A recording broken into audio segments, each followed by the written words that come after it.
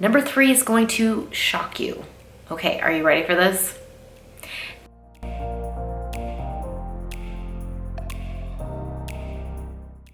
Hi, welcome to the house of Valentina. I've got a coffee cup in hand and I've made a list for today's video because I'm telling you, it's gonna be a doozy. Just another reason why I'm sitting down because, yeah, wow. Let's talk today about renovation mistakes that I've made on my personal house. Yes, so if you are just tuning in, a little tiny backstory for you. I'm Valentina. Welcome to the house of Valentina. We lived overseas for 12 years and we moved back to our hometown of Atlanta I guess it's been about 4 years. We bought a house, started renovating, and that's, the whole story, or is it? We definitely made some mistakes along the way. We've had to fix a few things. I just think that if you can pass your experience forward and help others from making mistakes that might be costly or cause tears, why not help other people out? So I've got your back. I'm gonna keep you from making these mistakes, and you can ask my clients. They hear a lot. I'm like, just trust me. Don't do that.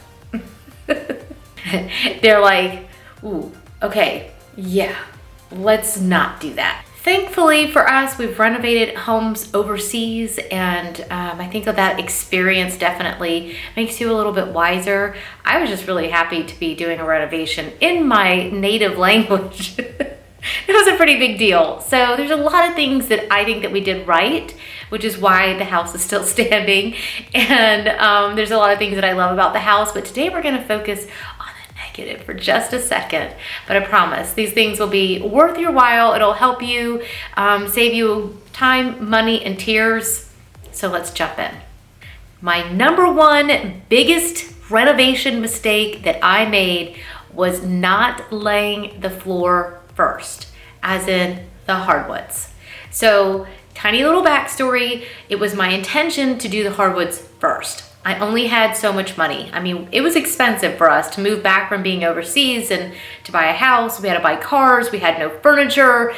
It was like starting over, except we have older kids and we're at a different life stage than most people would be when they're first starting out. So it was a lot. And I actually planned on doing my hardwood floors first, except that when my contractor came and looked at the house, I told him that I was planning on doing my master bathroom, and he looked at that and he was like, "You're actually thinking about doing your hardwood floors before taking the carpet out of the bathroom?" And I was like, fair enough, very good point.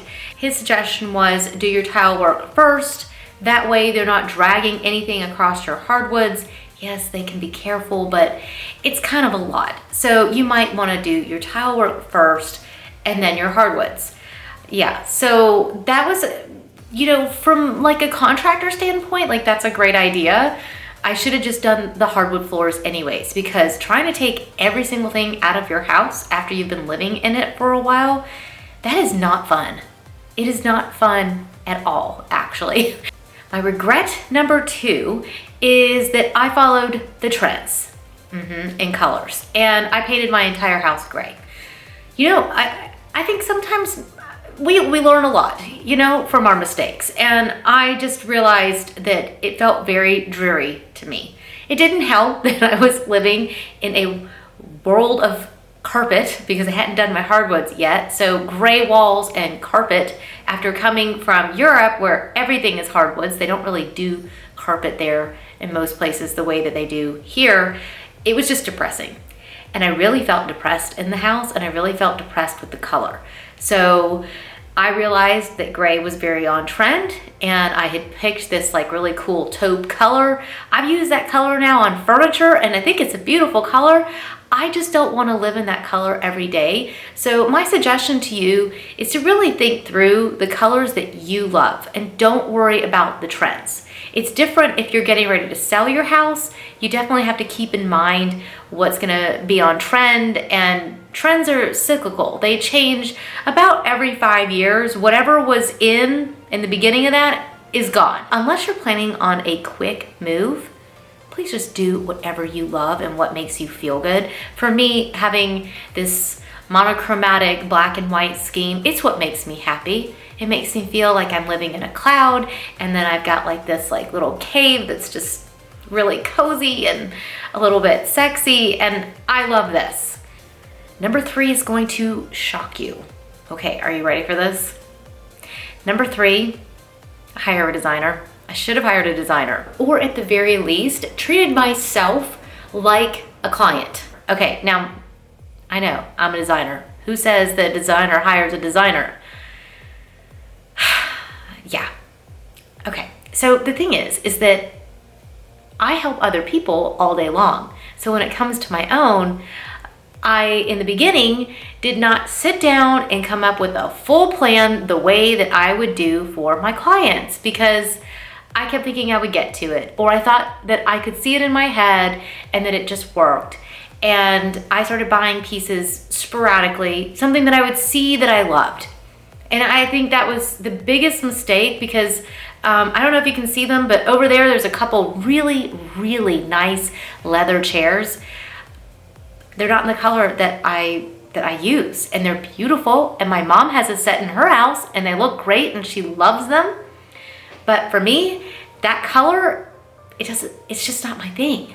And I don't particularly love swiveling chairs, because my son, the little one, sits in that and he spins so hard, I'm actually afraid he's going to fly across the room and die. I think when you're renovating a home, when you're even decorating, hire a designer. Like for me, if you say you want to hire someone like me, people assume that it's too expensive, which is usually why people don't do it.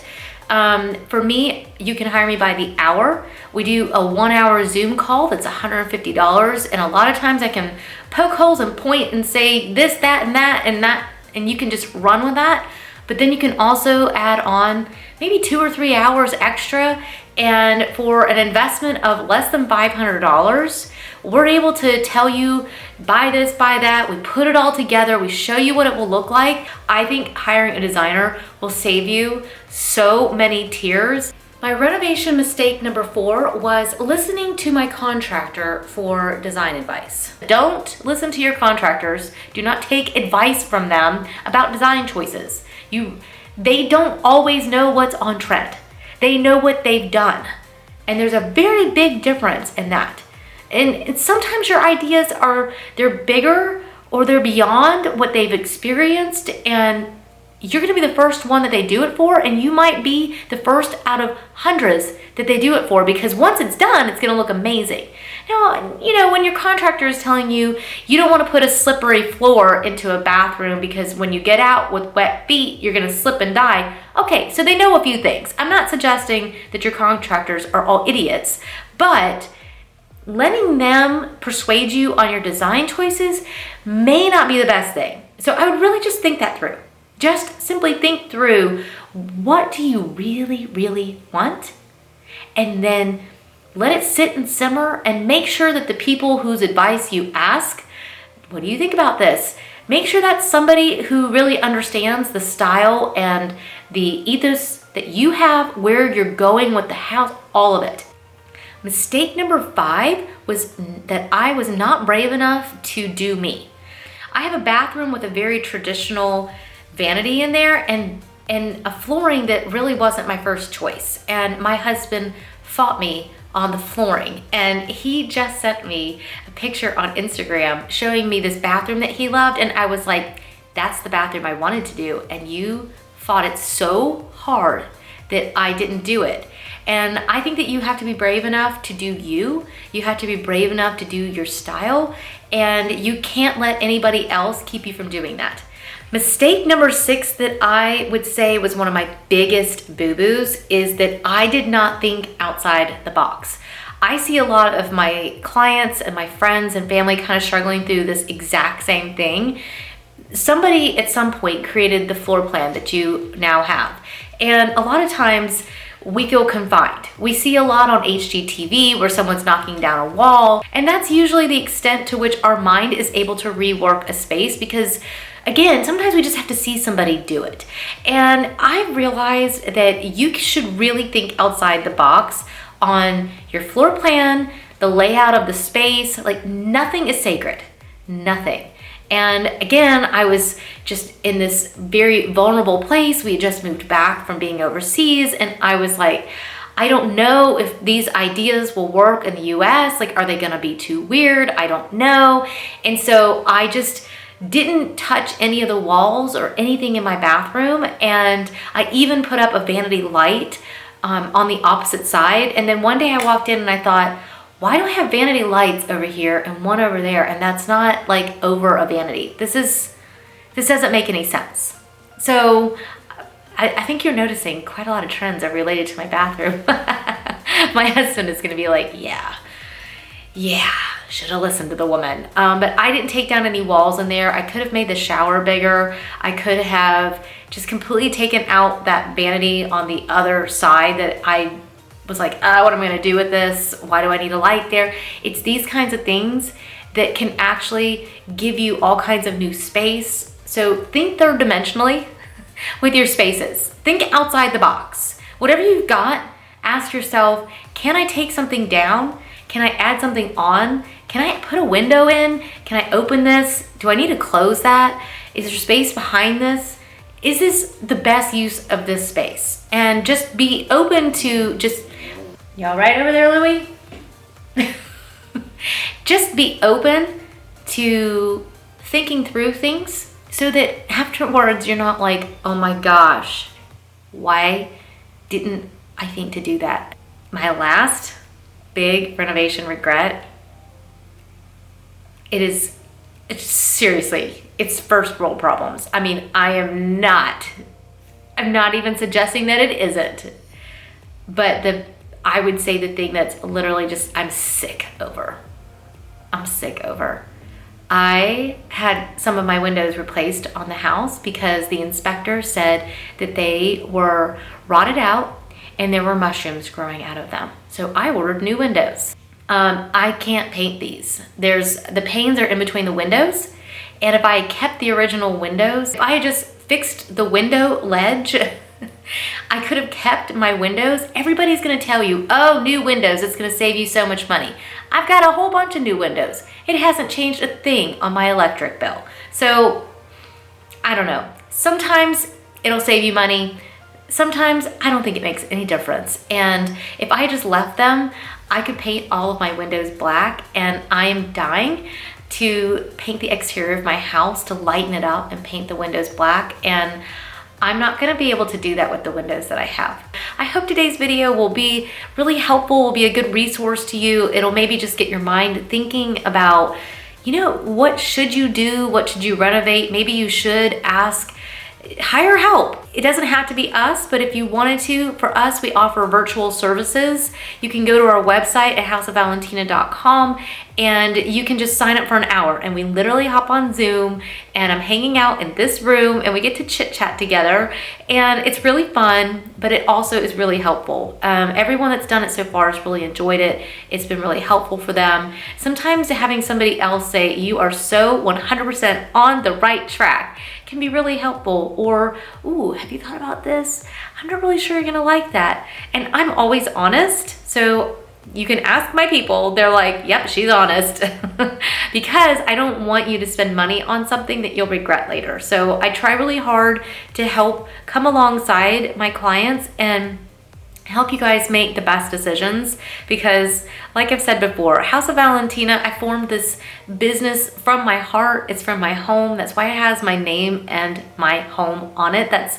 That was very purposeful. It was very thought through. And so my clients, they become some of my very best friends. You guys are so close to my heart. Each and every one of you that visits this site, it's so important to me that you know that we care and that we're gonna do what's best for you, and that's just so important to us. So if you love this video, give us a thumbs up. Don't forget to hit subscribe.